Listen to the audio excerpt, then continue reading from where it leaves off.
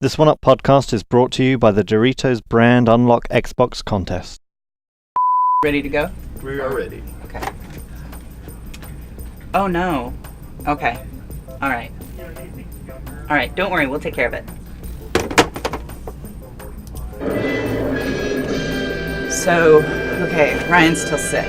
We gotta figure out what to do with the show. I'm gonna go ask Mark what we need to do about Ryan. We got a problem. What's up? Ryan is still sick. I mean, I know how to get the show up and everything, but I mean, he always makes sure everything's okay, and I don't. Fuck. Yeah, I don't even know. Like for the narrative, I don't. Yeah. So, okay. What's on the show this week? What's on the show? Okay. We've got Contra DS. We've got Phantom Hourglass. Okay. And then we've got Geometry Wars Wii. It's all Nintendo. Right. Yeah. So it's all Nintendo stuff. So we'll have Reggie. Okay. And we'll have this Reggie mask. Like the Pikmin maybe are like invading. Fuck. Let's say so the Pikmin are invading and they come from outer space, like on Geometry Wars ships. Okay. And then all right. take those, or maybe they're like attacking Minnie or something like that. No. And Although then I always wanted to do like a fashion show with Minnie, maybe like with her in various outfits. We could do some cool music. Oh shit, this is perfect too. We have this this Wind Waker link. Okay. Whoa. So we could like use him like a little puppet, like he's walking around like, hey guys, what do you think of my new game? I like that. Touchscreen controls. And or just have Reggie talking to him. How sick is Ryan exactly? Yeah. He's really sick. But he'll be okay. Fuck, we're screwed. Yeah.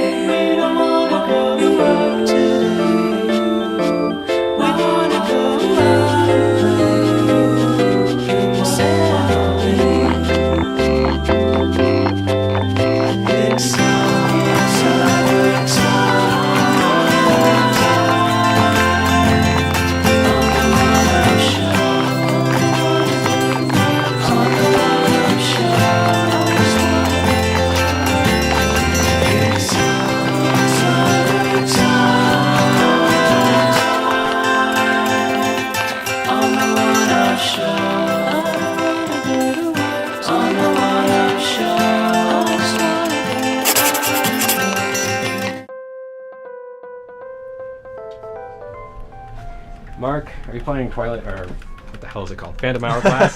That new Zelda game from Nintendo? I am playing the new Zelda.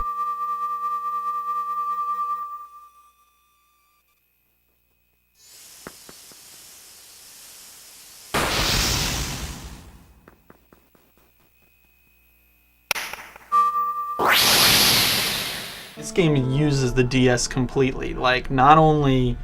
I mean, first of all, it uses the graphics. Like, I think you're seeing graphics on here like few other games have actually shown. They're patterned after Wind Waker, and clearly they're not as nice as Wind Waker's graphics.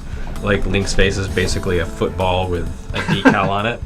But for DS graphics, they look really good. Yeah, it's like got the cell shading style translates really well, and it does this kind of cool effect that I haven't seen before, where there'll be like clouds of smoke or something over a character, but you can still see the outline of their body. Like they kind of go transparent or can't be seen behind the cloud or whatever, but you still kind of see the outline. It gives it this kind of unique look that I haven't seen before. Yeah, I mean, and it's got a lot of the little touches too. Like the animation is really good. Like Link turns his head to look at people and stuff like that. It has all the animation and like it has all the personality of Wind Waker. I mean, this is probably the wackiest Zelda game I've played, aside from like the CDI games, which were wacky in a different way. This is good wacky. Right. This is like wacky with personality. Yeah, like, there's those jokes with Link finding items. He finds the item, except there's no item, so he's just like looking up in horror at his empty hand, and then he gets shaken into dizziness by the guy, so he holds up, and you get the fanfare. It's all dizzy.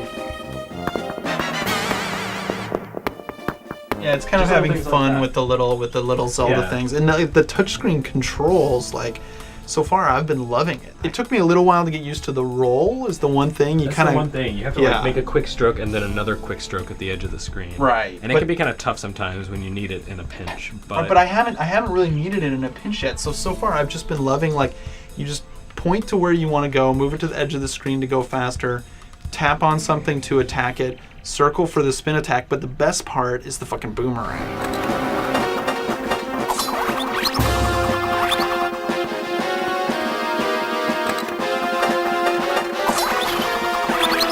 Going, like, drawing your little path, like, okay, I'm gonna go, and you can look off of the screen where you're not even, and like bring the boomerang around, hit a switch. Kind of a good way to see things that are a little beyond your normal range of vision. Even though it's a different mechanic than we're used to, it still uses the lock-on ability. So if you lock on to a bat or whatever, and the bat moves while the boomerang starts to fly, it's going to veer a little bit out of its way, but still hit the enemy, and then go on its normal path. And it gives you that same dong, dong, dong, like when you're choosing multiple targets, and lets you know, like, yeah, you chose a torch, you can take the flame from that torch to another torch. And I mean, so far it's been pretty standard Zelda-style puzzles. Like, but I'm still, those are my favorite. Like, I'm enjoying it. Well, like, and just the new way to approach them gives them kind of a sense of freshness that you wouldn't get if this were just, Minish Cap Part 2 or whatever. Right. I really feel like, I don't know, the new interface, it gives you a classic top-down style Zelda, but you have a full 360 degrees range of motion, which you don't usually get in this kind of game. It's usually, you're constrained to 8 directions, right. cardinal directions, diagonals. But that's not the case this time, so it feels really fluid. Yeah. And, like, I'm moving around really, really freely, and I think I might like this control better than any other approach to Zelda that I've played before. The one part that feels a little weird to me is when you get on a boat, you kind of draw your path to where you want to go, and then you don't have control over your boat. I mean, you can stop it and draw a new path, but you don't have control over your boat. Instead, you can, like, tap and launch cannonballs and stuff. But I'll see stuff on the side, and I'm like, oh, I kind of want to steer over there or see what that is. It feels a little weird to me. Even though you don't control yourself when you're on the boat, it still feels more involved than Wind Waker's sailing, because you're not just, like, sitting there going across vast expanses. The ocean's a lot tighter. There's more stuff going on, and there are a lot of hazards. So all of a sudden, like, a net will pop up, and you'll have to jump over the Octoroks, or there's things you have to shoot with your cannon. Yeah, you're right. It's like, okay, you're here now, you're gonna go right here. It's, like, pretty clear. It's not just like, okay, sail out into the ocean and, like, find whatever, the next thing is. I really feel like they took criticisms of Wind Waker and the sailing part of Wind Waker to heart and said, how can we keep the same concept and the same sense of, like, vast exploration and let's go on an adventure without also compromising the gameplay? And I feel like they've come up with a pretty good compromise. Plus, you can customize your boat, like, in all of these different ways, and your boat has, like, 8 or 10 different parts that can be upgraded in all these different ways, which is, like, that in itself is really cool, like, added depth. What do you think of the Phantom Hourglass mechanic? It's kind of weird because it's one of these games where it suddenly adds a timed element. You get the Phantom Hourglass, and there are the cursed zones and dungeons, and as long as you have the Phantom Hourglass, those won't hurt you. So you start out with, like, only 10 minutes to solve the first dungeon that has the hourglass. Right. And you get more time on your hourglass as you complete each dungeon. But it does kind of, like, force you to rush through. And I think that they're kind of doing this because it's a portable game. Like, the idea is that the dungeons shouldn't be vast and take hours to beat. They should be kind of quick, bite-sized dungeons, and this is sort of a way to encourage you to rush through and really solve them in a hurry. I don't really like having the clock ticking down. It doesn't tick down when you're in those safety zones, which is nice. You can at least take a breather and think it through. And I do love, like, the map mechanic, like being able to pull down the map. Oh yeah. Seeing the map. Like, when the DS first came out, people were like, "What's a double screen good for? It's just a map that you have there. Haha, that's stupid. It's like the map system." But guess what? Yeah. That's really good for a game like Zelda. And when you can actually draw and make notes on the maps in the game, it's a simple thing, but it feels really cool when you execute. Beat a boss, you can be, like, owned. Yeah, so far it's been keeping it really fresh. I mean, it's been introducing all these, like, staple Zelda things pretty quick, one after the other. You have the bomb plants and the push and pull block puzzles and the different switches, and then like we were talking about, the new safety zone sort of gameplay mechanic. And multiplayer, like, I got a real kick out of, like, so far. Who knows, like, how long it's gonna last? But there's a whole bunch of maps. There's like 8 maps. Well, it's basically Pac-Man versus, except not frustrating and annoying, and you don't have to worry like deal with all these different systems. I really feel like they just, Miyamoto or whoever said, okay, I came up with this cool idea for Pac-Man. Let's use it on a Nintendo property instead. Right. So one player is Link and the other player is the guards, and then it switches back and forth. So And I like how you have direct control over Link, but the guards you don't. You're drawing paths as when you're the guards, and also there's different power-ups. There's pluses and minuses. When you pick up Triforce, you run a little slower, but you can see where the enemies are. And vice versa. You can see Link when he has the Triforce. There's a lot of little balance things they did. Yeah, it's a nice. I like that the power ups also work for the guards. Like there was one time I caught up with you as guards because I found the little winged boots. So suddenly my guards were actually moving faster than you. Right. And it kind of caught you off guard.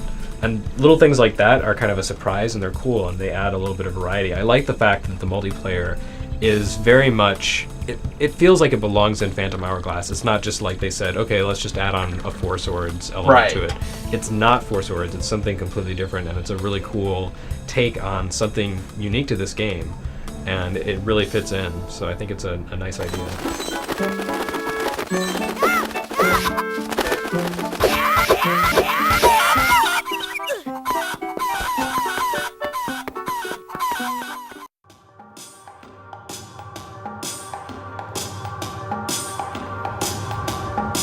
You're looking for some people. We're all looking for that special someone. I need to know what happened. Give me that. For 10 years, I've been searching. I did this for you. I guarantee that you will find this man. Please, no more killing. Don't do anything stupid, cousin. We have to find him. Fine, you got it. You want my word? You got my word.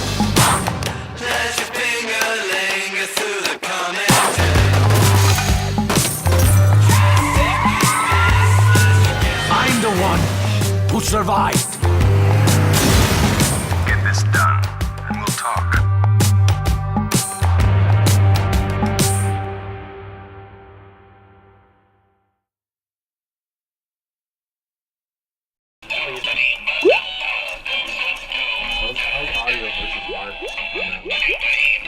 Damn it! Shut up already.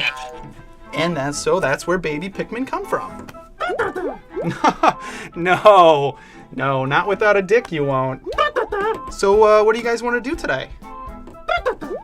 Geometry Wars? For the Wii? Yeah, it's funny you should mention it. I think we've got it here today. Well, okay, let's go check it out.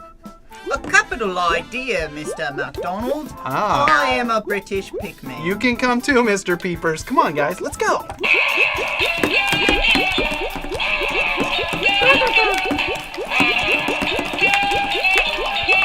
I don't know why Jim Henson thought that was so hard.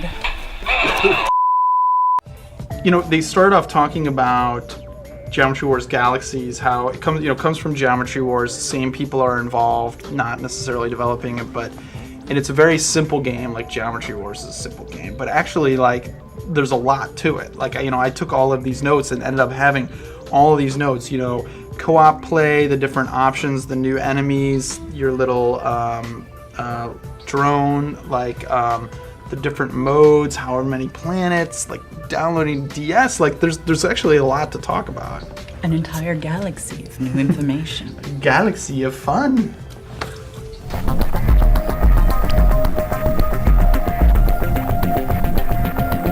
I was really glad, like, it still looks like Geometry Wars. Does. Like, it's not Bizarre making it, but the ideas came from them. They have approval. They're working with Bizarre Creations a lot, but it's Kuju that's actually coding it. So, like, all the enemies, even the new one and the stages, the sound effects are there. Like, there's so many Geometry Wars clones out right now that Oh yeah. I still get though, like, a feeling of like oh yeah.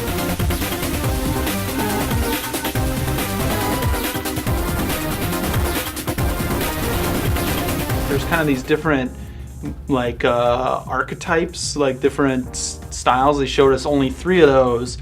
One was like enemy swarm or something like that. It was just kind of different shaped Storm, I think. enemy storm. Yeah. The enemy What storm you was more described. like asteroids, right? That was Yeah. the one where there were like big enemies, and they were saying they use all the same old enemies, and then they also add new ones. But even the old enemies, they use them in different ways. Right. Kind It was a true geometry war, because that asteroids mode, you know, you'd have these shapes just kind of floating, and if you didn't shoot them, they weren't going to do anything. Right. But then as soon as you shot them, they like exploded into different pods of enemies.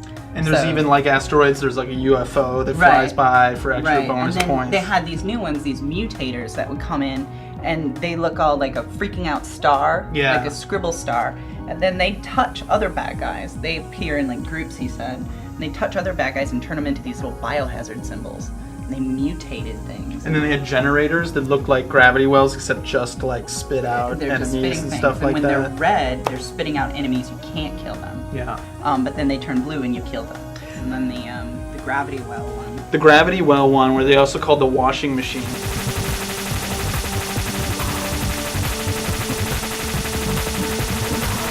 Where, like shit flew around in like a circle, and sometimes even other gravity wells would show up and things got crazy. The grid goes totally nuts. Like, And they even mentioned that one, there'll be other modes of that one where there's more than one central. right, yeah, it says there was even like a racetrack. Like there were so many gravity wells, like things would go around like that. I mean, that stuff was just crazy. Like that was the stuff people got killed like super fast. People. Okay, well, all of us, even them got totally, Oh, I did especially for totally killed on it. It was just neoclassical. It was basically like Geometry Wars. And in all of the multiplayer stuff, there's so much. Like co-op, as far as I'm concerned, like co-op, that is it. That's what I really wanted. That was probably the most fun that I had. And co-op is just retro evolved, except just the 2 of you at once. See, that's what kind of disappointed me a little bit. It's just all the multiplayer stuff is all retro evolved, you know? Right. Yeah, I mean, it might have been cool to have it in both modes, but as like kind of all I expected from the next Geometry Wars was basically, given what happened from the first one to the second one, all I really expected was like few new enemies and co-op. For $50, that's all you expected? Well, that's the other Yeah, thing. that's the We didn't thing. talk about that. I didn't expect for it to be $50. Or maybe 40, but it's in that range. Right, Yeah. right. Yeah. But I mean, you also get like, you can download it, to your DS. You can send it from the Wii and download a version of it for your DS that stays on as long as you play it. There's some kind of unlock if you have both games. You unlock more. Yeah, we haven't seen solar that in a while. systems. Yeah. It's weird because they say it's not something that you play against each other with. It's just you get extra content. Right. The drone Right, is right, totally yeah. new. Right. Like just there to help you. Like Yeah. they're Or like either the gonna option, defend- in Gradius or in R-Type. It's just like another little thing. little dude to Yeah, help that you flies out. around. And you get to power him up, and there's a little bit of customization there, tiny little bit of customization. But you it's kind of upgrade interesting. him Yeah. more than customize him. And- eventually he gets awesome. Yeah. Yeah. But in stages, they were saying you would want to change him around. You can have him set to different AI patterns. One there, he fires in the opposite direction as you. One, he's just an extra shooting thing. And then the other thing, they pick up geomes, like the game's money system. Now all the enemies like leave behind little bits of money. Like, I like that they're adding this stuff, and especially like the depth and the like. It's kind of like a single player little campaign where each planet is a little Geometry Wars game. So you're getting a shitload more content. But one thing that they are going to have to deal with is like the geomes are little bits of things flying around, and the your option is another thing flying around that's coming at you. And like when you're in Geometry Wars, like every little thing you're like Especially trying to at the avoid higher it. levels, like yeah. your brain, you're almost like you can't get distracted, like talking to somebody while they're playing, like, if your mind begins to wander and there's so many things, granted this is pre-alpha, right? I didn't like how it feels right now. I do not feel that same sense of control that I feel when I'm playing 360, where it's like when I mess up, like generally, unless something spawns right on me because I'm on the wall. Right. It's Yeah, my fault. they talked about it, and they said, people who picked it up who had not played the 360 version and never played Geometry Wars before, like their scoring rate curved about the same as people playing the 360 version for the first time. But those of us who are used to the 360 version, like trying to play with the Wii control, you basically control with the nunchuck remote. You control your ship, And then with the actual Wiimote, you control where you're shooting, only you kind of, there's a little laser pointer to show where you're pointing, and you kind of just point where you want to shoot, but I had the same problem, like switching back and forth, like, I mean, it's even just pretty relatively low play, like switching back and forth and shooting different directions quickly was a kind of a problem. It was much easier when you were gradually moving it like this, but in high-level Geometry Wars, you have to like, you know, even like wiggle like this to shoot slightly off, and you have to be doing tons of quick movements in every direction really fast. And I'm just like, I don't even know, I'm sure you'll get better with it as you play more, but I don't know if that would ever be possible with that control scheme. But they did say, well, they didn't say it, but they hinted that it might support GameCube controller, or hopefully the classic controller, which like that's all I want. Like, just support the classic controller. Yeah, it seems like that would almost be the default. Like, they were pitching this mode as, you know, what we expect everybody to use, but realistically, they are gonna include other control schemes, like they've already said it. So I don't think like that's going to be a problem. And like in this version, also there was like a little. I mean, it was pre-alpha, but there was like a little bit of slowdown, but they say that's going to be fine. What I was impressed with was, even with the little bit of slowdown, like the DS version, I thought looked fantastic. The DS is really good, and actually using the touchscreen controls, like you can play with the buttons and mash them, and that kind of sucked. That's where the stylus just made all the sense in the world. The stylus like totally works, and you can either have it on, you know, you can either use the bottom screen as your main screen or the top screen. But even using the top screen, just doing the stylus, and then you got your shoulder button for the super bomb, like. It's so intuitive, you pick it up perfectly quickly. It's just like playing the 360 version. It is interesting that they have leaderboards online. It's another, like, there's a lot of little features and options that the game has.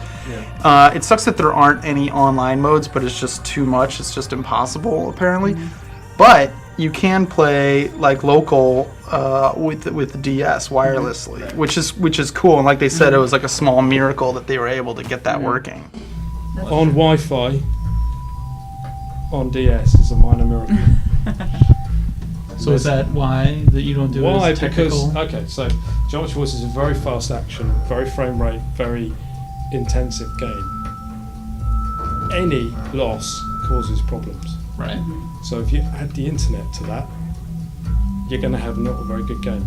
So, you know, it's very simple graphics, very pretty looking, but it's got a hell of a lot going on. So to actually move all that information as a packet across the world and back again, and think it's going to be there again,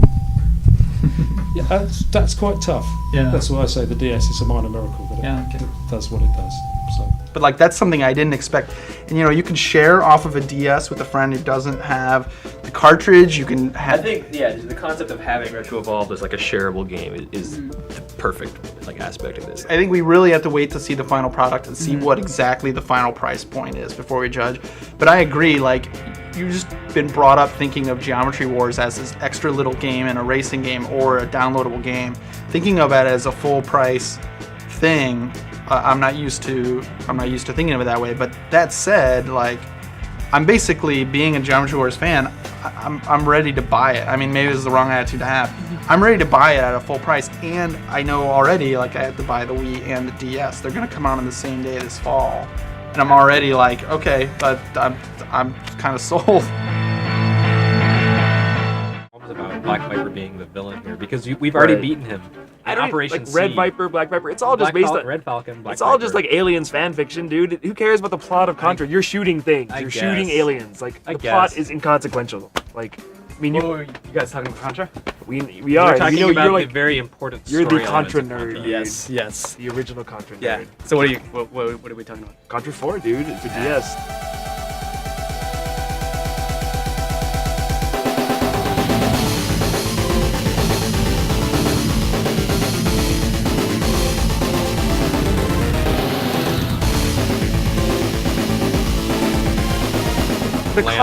The Contra like lineage, I mean, it started out simply enough, but over the years they've done offshoots, spin-offs, like See the Contra Adventure. Oh, well, I ignore those. I kind of ignore everything after Contra 3, and that's exactly the perspective they're taking with this game, which is why it's going to be good. But like the back to basics approach, I really like it. And like, you know, the producer mentions New Super Mario Brothers, and that's kind of what this reminds me of, because it is almost like a Contra game that came out in like 1993 that you never played. Me and Simon are big fans. He really wanted to do a Contra game. I really wanted to do a Contra game. You know, we looked at what has it been done? How didn't it succeed? How did it succeed? what was good. And we looked at games like New Super Mario Brothers, took the design aesthetic from the very old games. You couldn't fly in New Super Mario Brothers. It wasn't Super Mario Brothers 3, 2. It was Super Mario Brothers reimagined. We saw how successful that was, and so we really wanted to take Contra to that place. And we thought, with the series history, how well it sold, opinions on games, what gamers seem to want, that might be the right step for Contra. It hasn't been the same as it was in the beginning. There's Contra, Super C, Contra 3. Forget everything that came after that and make the next game after Contra 3. But I did feel weird that they were ignoring Contra Hardcore and ignoring like Shattered Soldier. Those were good games. So Contra 4. Not impossibly difficult, so that's a little different than Hardcore. But it is as hard as like Contra or Super C. In fact, Contra 4, like having played it now, it really reminds me the most of Contra and Super C. Yeah, like the build we were given had 99 lives, but you burn through this pretty fast. I used 20. I used 20. Yeah. I mean, they said they were totally still like balancing it and everything like that. But Plus, I mean, it has the easy. Once you just stop blundering through and you actually kind of take a measured approach, you can get pretty far in just a few lives. But then you'll like come across an enemy situation where all of a sudden you burn through a bunch of lives all at once. I was fighting the big fish boss, for instance, and I was like, oh shit, what do I do or whatever. The second you told me, it was like he became totally easy. Shoot his eye. It's not hard. I will say the graphics, although they get the job done, they're not what I would deem impressive. Oh, I don't know about that. I thought they looked really nice. I think it looks worse than the Castlevania games. Just like tangibly, like. Well, it doesn't have 3D effects and stuff. They're going for just a straight sprite on bitmap approach. But it doesn't look like something that could have been done on GBA. I mean, besides the 2 screens. I'd say the animation quality is better than GBA. I mean, they're GBA really not pushing games the with really hardware. good animation.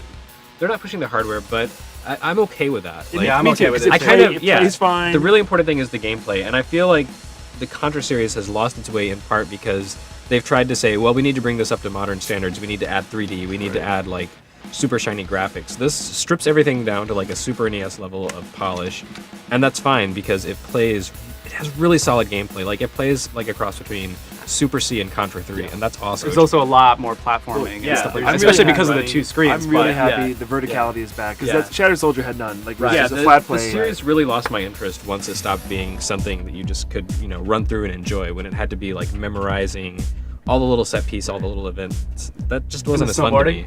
No snowboarding in this game. They promised. There's vehicles like Contra 3 and stuff. It feels like it's like a bunch of guys who like totally are into Contra and they like made their ultimate game. It's like a love letter to Contra. It's like they said, let's make the best fan game ever, and Konami said, that's so good we want to make it a real game. I think that the co-op, when you have a guy on the top screen and a guy on the bottom screen, I think that's when the game is really good. That's going to be cool. Yeah. I mean, it's something that you also have to get used to too. Like, even just when the weapons come by on the top screen, it's like you might be focusing on the bottom and you're just like, oh shit, there's a weapon up there. That's one thing that does kind of bother me about the double screens is that, you almost always miss the weapon things the first time they fly over, so you have to shoot them at an angle. But if you're on the bottom screen, you can't shoot it at an angle because your angle like goes off the screens. That's a little bit annoying. What do you think about the grappling hook? The grappling hook is a pretty cool element. It's not. I was kind of hoping for something that was a little more Bionic Commando. It's more just it's really utility just like, to get to the top screen really quickly. Yeah, it's basically a way to jump from one screen to the other, and it's good in that effect. They showed the waterfall level, which is like taken straight out of Contra, but you have the grappling hook, and it's going up vertically on the 2 screens, and they were moving back and forth between the 2 screens. That was really cool to see because it was like a whole new like kind of take on the whole waterfall level. So and I can already tell based on the 2 levels we had that the bosses are just going to be sick and huge and impressive, and I hope they just go absolutely nuts with the bosses. Yeah, I mean they're clearly making homages to the original Contra games. So you have like the wall with the circular thing at the bottom, the 2 guns, and the guy shooting on top. It has a twist. But you blow that up and then it rises up again, and there's like this guy shooting above you, and you've got to grapple onto the helicopter to destroy and it. it's all about patterns too. You realize like dodging all these bullets. It's very old school, very tough. I do wonder if casual gamers who love DS so much, they're gonna pick this up and die instantly and be like, what is with this game? It's so hard. I don't think the game is being made with them in mind. They're throwing in the easy mode because they really want to make it accessible this time. It's like, but you won't be able to play the full game on easy. But it's not like this is a game that they're dumbing down to hit the general audience. They're really targeting this toward people who love the old Contra games, like us, and it's really, really satisfying. It came from out of nowhere. I went from like, very trepidatious about this knowing the developer to when I see it, it's exciting. I really feel, once you play this game, you're going to be like, oh, this is Contra. This is what I've been wanting for the past 12, 13 years. Exactly. I was so pleasantly surprised. I was saying, I hope that it's a hit and the Konami does with other franchises. There's a lot of like stagnant 80s action series that should be brought back in this one. Totally, absolutely. Bayou Billy? Bayou Billy? Maybe not.